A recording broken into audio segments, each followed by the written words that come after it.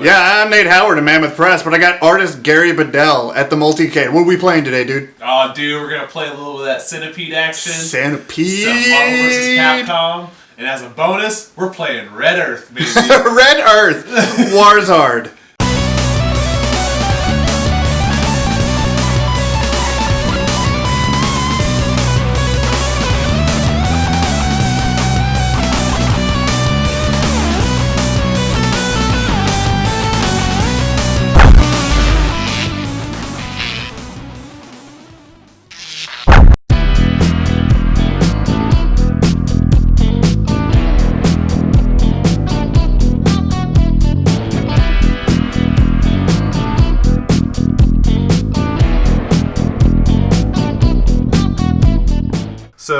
So far, I've You beat your high score twice over. Twice. So yeah, your original score of 21,652. I beat that with 22,980, and then I beat that score with 27,360.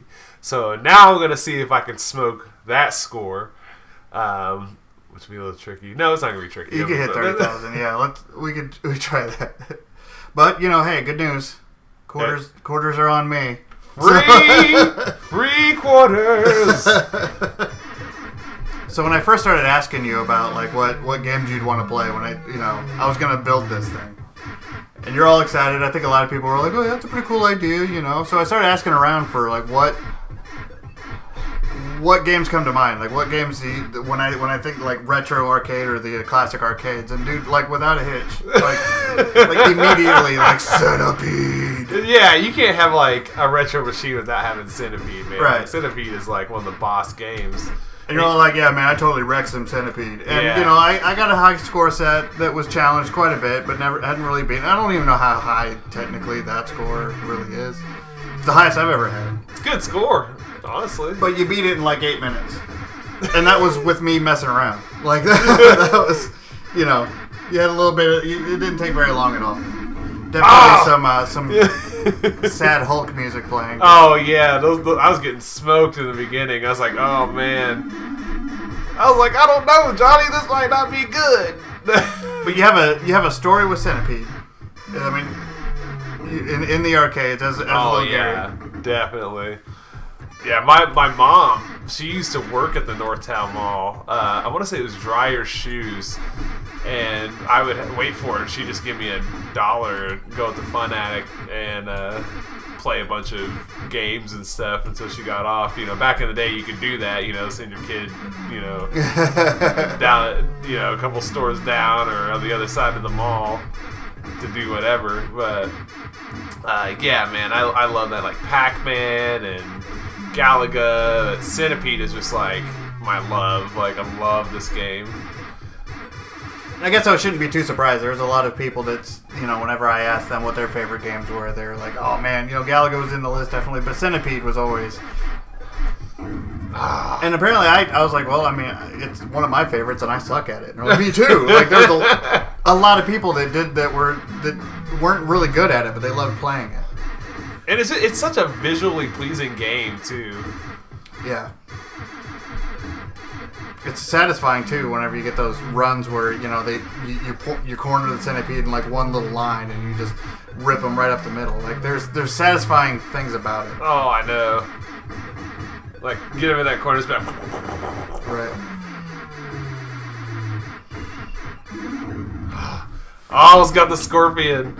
That doesn't look like a scorpion. It looks like a snake with hands. Kind of like a crab slug. I know. It's like scorpions don't have eyeballs on the top of their head. He doesn't seem like a bad guy.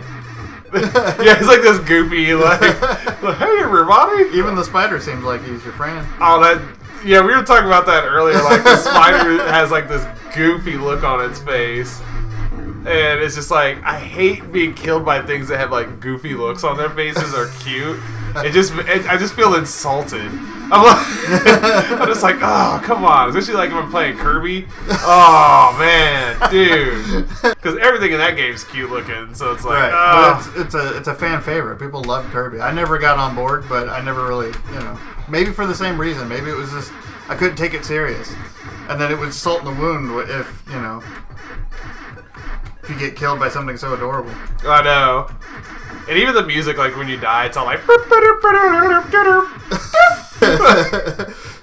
Oh, getting smoked. I'm distracting you. No, dude. No, it's a game that you have to concentrate pretty hard on. There's no. Maybe it's best that we went through this 3 times already, and the damage was done because we couldn't. Because so much of it was just silent, just watching. It was like, it was intense, man. Come on, Mr. Scorpion. Damn. Got greedy. Had to get that scorpion.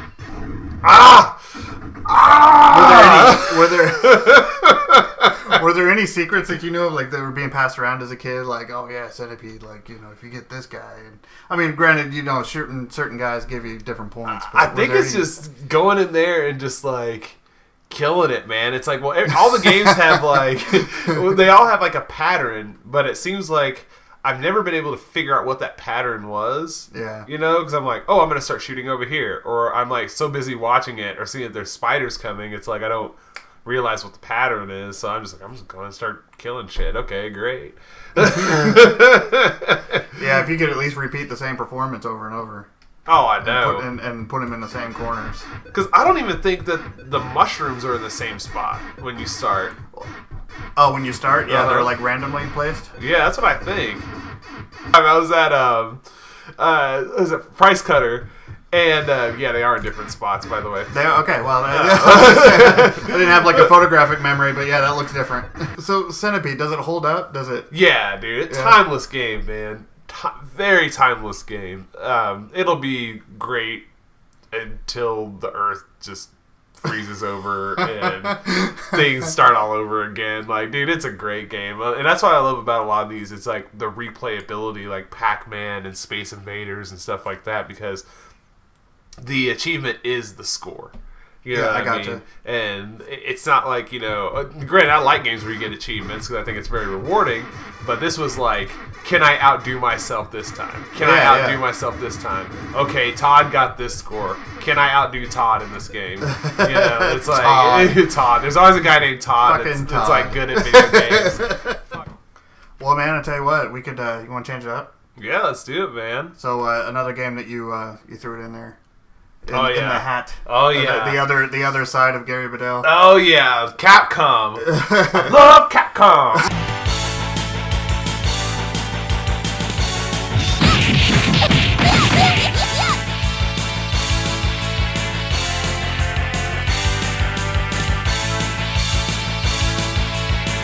Come on.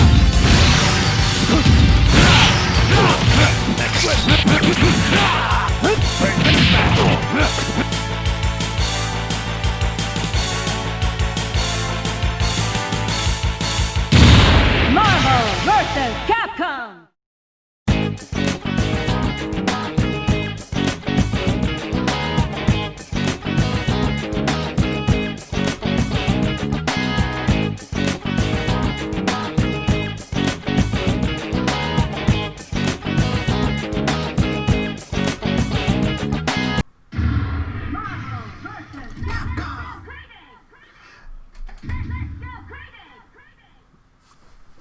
You ready to go?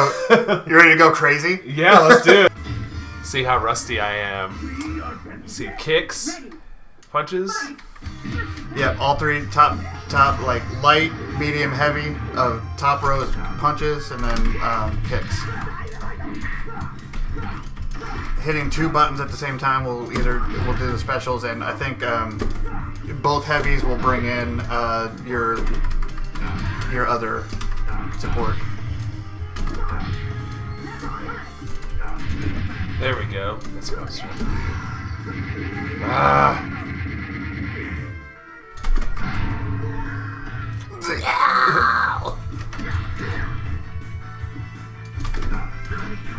So this was around the time for me when fighting games took a turn. Oh, damn. Because, as you know, there's a fighting game boom when everybody and their grandmother had a fighting game. Those were these two. And really the heaviest of hitters was Capcom. Like, they were, pun partially intended. They had the Street Fighter series was huge. And then to complement that was another series by Midway that did Mortal Kombat. So everybody was wanting to come up with a fighting game. Oh yeah, dude.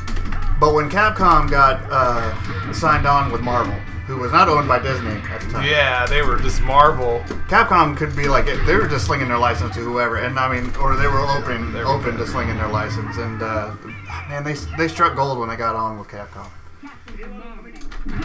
So when Capcom started knocking out like Street Fighters, really kind of putting fighting games and just that, you know, on the map. Dude, I'll tell you exactly when the point turned is when when Capcom came out with Street Fighter Alpha. Right.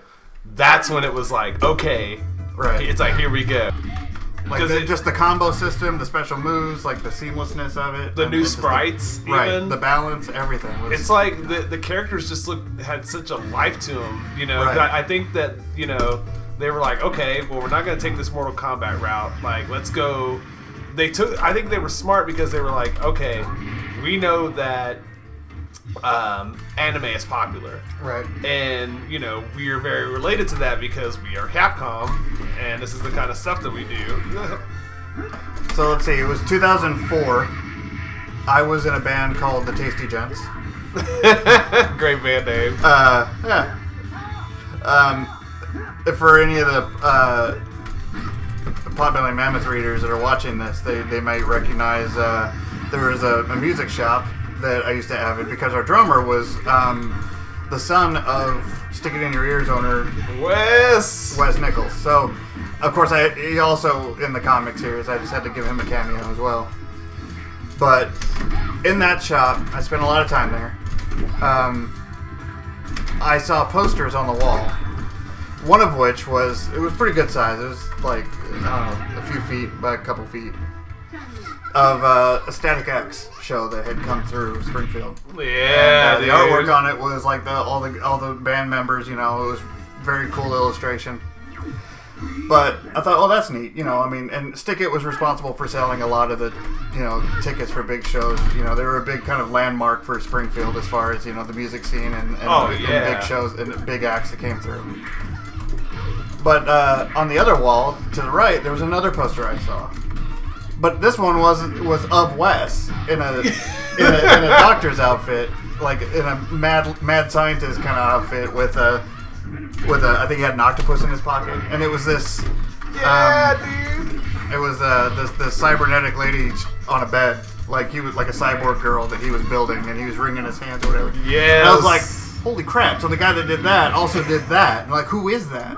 And of course, Wes, you know, in his classic style, oh, brother, yeah, brother, that guy's stupid good, man. Just stupid good. You do that really well, it's so funny. And so finally, it's like, so he wasn't just some guy you found online, or, you know, the internet was still kind of newish. Oh yeah, I always like to say the internet was young. Yeah. He goes, no, that guy, he's right here in Springfield, brother. He's a hell of a dude. So, Jesus Christ, I'm getting murdered over here. Oh, I got punished.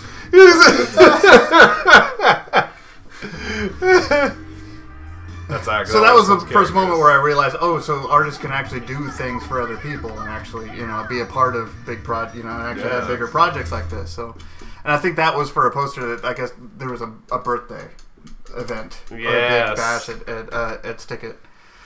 So it planted a seed. I was like, okay, so that's something that you could strive for as an illustrator, as an artist, as a cartoonist, you know, or whatever. I don't even know what you were at the time, because at the time I didn't really know everything. You were just a name. But I kept asking him, like, tell me more about this guy. Like, how long have you known him? You know, it's just, you know. So this is the part of the story where I start getting a little gushy and also maybe a little creepy. So I apologize, but you know, I'm gonna just get this out. In fact, I probably already explained it to you. Anyways, it's like, it's all good. But no, we had band practice at Wes's house downstairs. You know, he had a little practice area, and his office was down there too. And he popped in right in practice. He goes, "Hey, dudes!" Nate, buddy, I found that phone number of that guy I was telling you about. Like right there, I'm like, threw my bass down and walked in the office. And he handed me the number. He goes, "Here you go, brother. Here you go, man. That's all you need." And then he's, "You want to talk to him? You want to call him?" And I'm like, before I can even answer, he's just over here, like, looking me dead in the eye, dialing the number, and just hands me the phone. Oh, hilarious. So, I had a conversation with you. And I had more questions than you could possibly answer. I'm like, shit, I don't even know that one. No. But if you had any reference or anything to kind of guide, like in the direction of, and you recommended a few books, really, you just took the time. Yeah, and I love talking to other artists too because again, the internet was young, and you had to have a good amount of money to have the internet. Yeah. And to talk to another artist, on the phone was just really nice, especially with what we do, because our local scene at the time was just mostly like fine artists, and those people were like saw guys like us as cartoonists or just commercial end guys. So it's just really cool talking to someone like yourself about the things we actually do. Well, much like I am now, at that time, I just did things because I thought they were cool. I had no idea how to apply them or what you could do with them. I didn't know if there was a market for it. I knew nothing about being, So that's kind of where it was a lot of big questions that you probably couldn't really answer at the time. But like in, let's say, what was that, 2004, maybe 2005? It was probably 2005-ish. Like, what was the scene like? What was going on? Do you remember doing those posters and how that conversation happened? Well, that used to just be my job, was doing posters downtown, for different bands and stuff. And Coors actually kind of killed that for a lot of us because, they do the free posters and stuff. But that was just like really weird because during that time, it was like, that was kind of like the end of the era where you could do comics and posters and stuff for a living, and that's all you could do. Not could, but all you would need sometimes. And then watching that atmosphere change, that was the hardest part because we went from guys like myself who can just do concert posters and make a living, and even guys who were doing comics, like I'm talking independent comics, like Radio Comics, Artist Press, like they made their living doing that. And I just watched all that change over amount of time. From the time we first talked to like the time we met physically, it changed so much. And there was a lot of time between those. Yeah. Ones, to be fair. Yeah, that's true. But it wasn't until like maybe 2 years ago that I got to see you on a regular basis. And actually right. We palled around in similar circles, but it wasn't until Clever Kaiju in its earliest stages. But I'm still that kid, in a lot of ways, and I'm still kind of mesmerized by what you're doing, but to know that I have a skill set that's like, oh well, I could fill that gap and fill that gap, the kid that never knew how to apply anything. All I knew was how to make things. I knew how to draw things, not everything, but if there was anything I was inspired to draw, I learned it. I just didn't know how to apply it. I didn't know what I could do with it. And to know that there was a guy with a music shop playing or doing posters of bands, like legit bands. It was just something that you put it on my radar. Like, oh, I can actually do something with this. It's not just like showing it off to my friends. Right. You can provide a service and be useful to somebody. And you're like, oh my god, I can actually, make a living, drawing concert posters or comic books or whatnot. And the cool thing is like, guys like ourselves, we didn't back out when the landscape changed. We evolved with it, which I love because I saw a lot of artists, older artists, not want to, I hate saying conform, but I think the biggest benefit to me though is that I got in on the game like after all the shit hit the fan. That's shit hit the fan. I hear like in the music in the music scene especially too. When everybody was crowded at Billiards Blue Room, Oops. There you go. But in the art scene, like it was, I came into a bunch of these stories that happened maybe a year or two before I stepped in, and it's like I guess I got lucky, because I came in at like 2000, 99, 2000. Yeah, I graduated in 03, so far. No, we're not. But you had a much you hit the ground running. Like, you were at least established before I even knew that it was a thing. It was very useful. Like you had a professional rep, you had a reputation in town. You had people that were, seeking your work, and it's like I didn't even know that was really a thing. I thought, you worked for Marvel or DC or Disney, and that was it. It seems like that's the only companies. You know, when I got to the convention scene, which was like in 2000, I was like, oh my god, there's so much work out there. I mean, I was the guy that, like, I was just told what needed to be done, and I'd be like, all right, I'll learn it. And then, you know, and that's really still the thing today. I just got decent at doing a lot of different things, and then, like, oh, yeah, people might find that useful, so I'd learn it. So I ended up with all these skills that, like a pilot, like his arsenal, but didn't know how to market it, didn't know how to appeal to anybody. So that's kind of where the comic started, the Pot Belly Mammoth started. It was a handful of abilities and skills that I had that I couldn't do anything with. Yeah. The graphic design seemed to have been the thing that like helped me ease into everything. I agree. Because, you know, you and I talk about that a Yeah. lot, how like important it is to, you know, to illustrators and comic book artists and stuff. Yeah, the PR stuff, you know, the advertisement stuff that I did for the comic was far more beneficial than the actual comic series itself, because it's like, yeah, like, oh, you can do that, you do all that, like, can you do this for me? And it was, you know, like, yeah, I can. And so the graphic design was kind of the foundation that bridged everything together for me.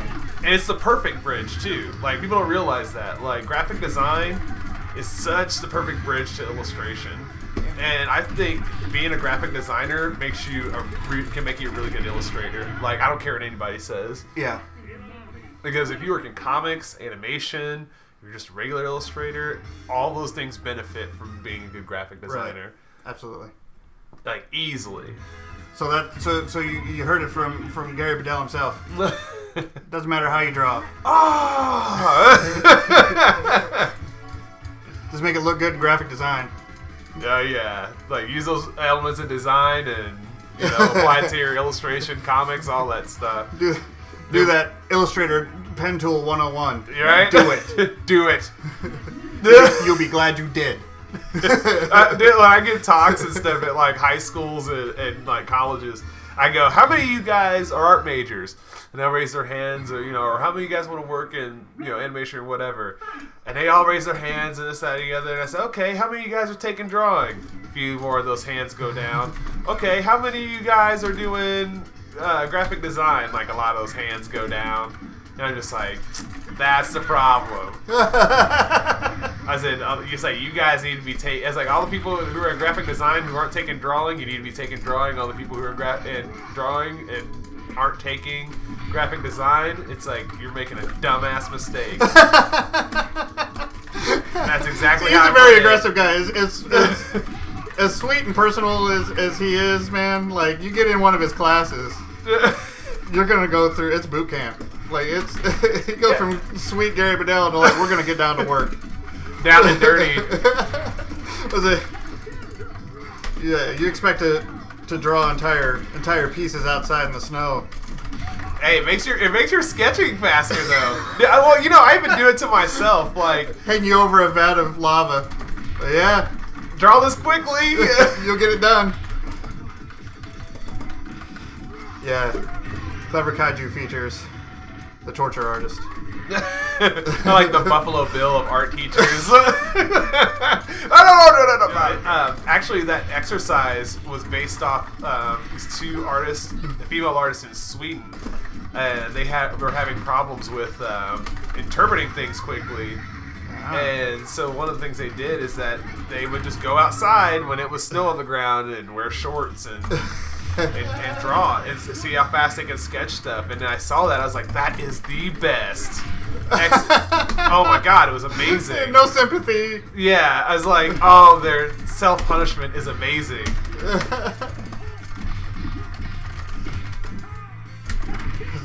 How could I do that to influence others?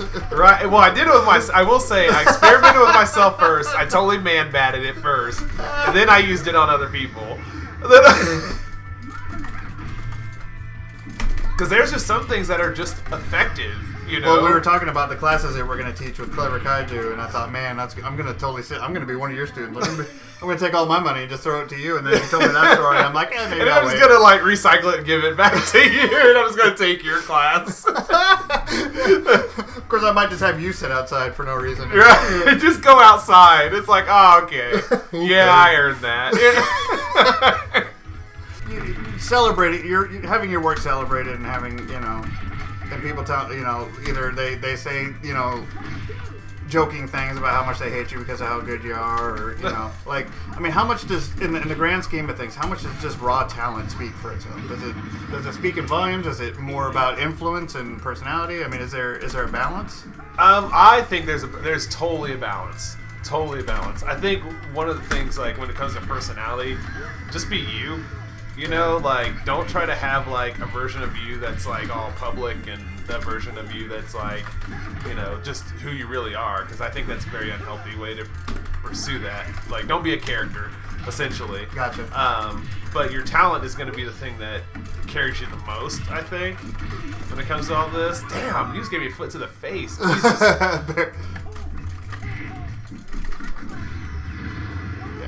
Last long. I had to pay that back. But like in the industry, just being incredibly talented isn't. I mean, and I don't want to be cynical or negative or anything about it, but I mean, just like in the music industry, just being a really good band, playing awesome music, and being talented is only one piece of the puzzle. Right. You're an influence also. You're selling a product.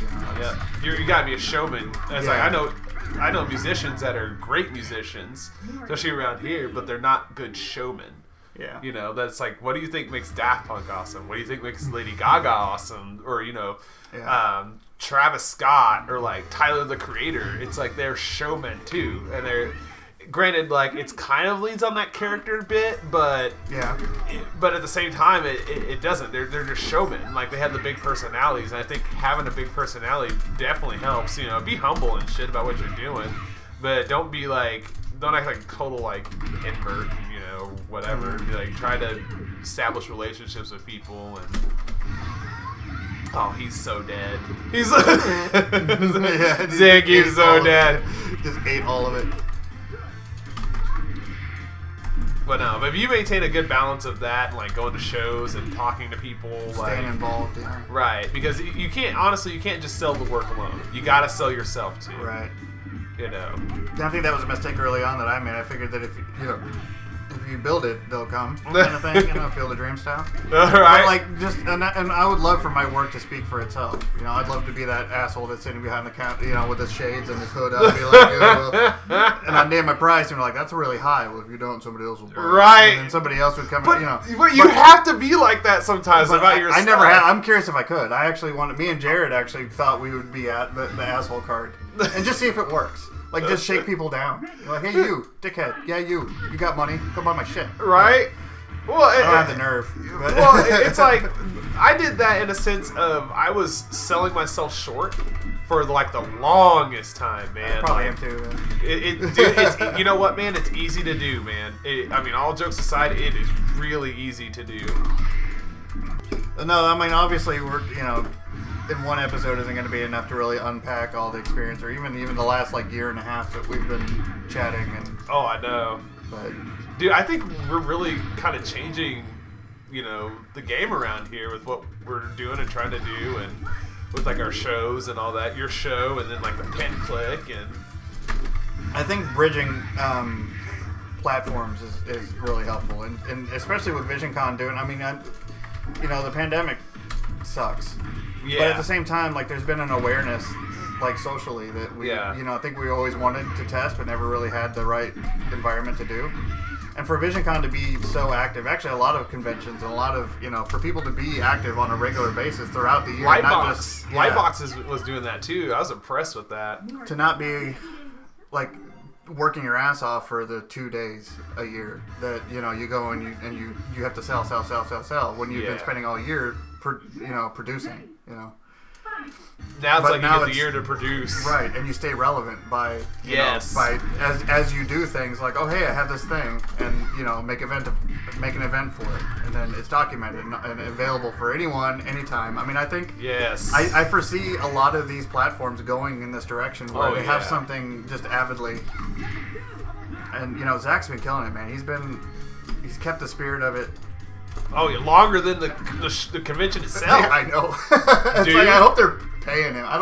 I don't know what situation you have going on, Zach, but if you're watching this, like, hats off to you, man. You're killing it. Well, yeah, no shit. Zach Wilson, you're the man. Ah, boo. Boo. Oh, I'm so pissed off at you right now. I know. Oh, dude, we gotta play Warzone. Okay. We have to play. We're gonna play Warzone, and I'm so excited about it.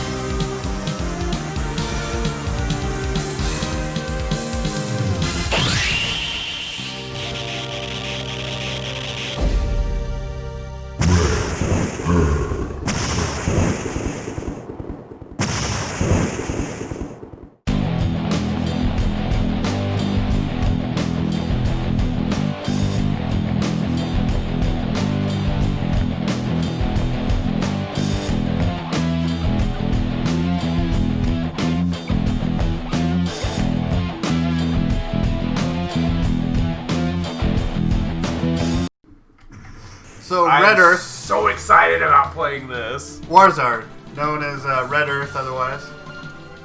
It's what the kids call Red Earth. Red Earth. Kids.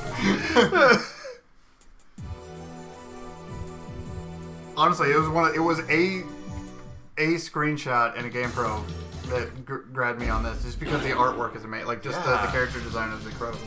And there is a story behind it. Now, you probably don't suck as badly as I do with this, but for me, if you lose the fight and you continue, you pump a quarter in there and then continue. You pick up where you left off in the fight. You don't have to start over. Why is his life bar so huge? Because it's basically just it's a fighting game of bosses. They're like boss fights. Without all the nonsense in between. I know. Who am I fighting now? God, these graphics are so cool, man. And I mean, it was I've used him before too. He's in Capcom Fighting Jam. I was gonna say they didn't full on abandon this, right? I mean, it was a thing. Yeah. It just didn't take off, or they didn't really push it so hard. They just broke it up into characters and dispersed them. Yep, they put him in Capcom Fighting Jam. This guy is insane. Yeah, I've never seen him do that before. What he just did to you. Oh my god, dude! just look, picks up an entire dinosaur, dragon thing. Suplex.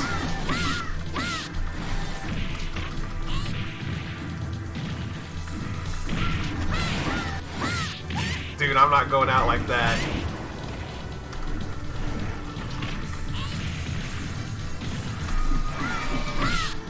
Oh, come on, Bedrock, for real? Dude! You know, stupid dragon.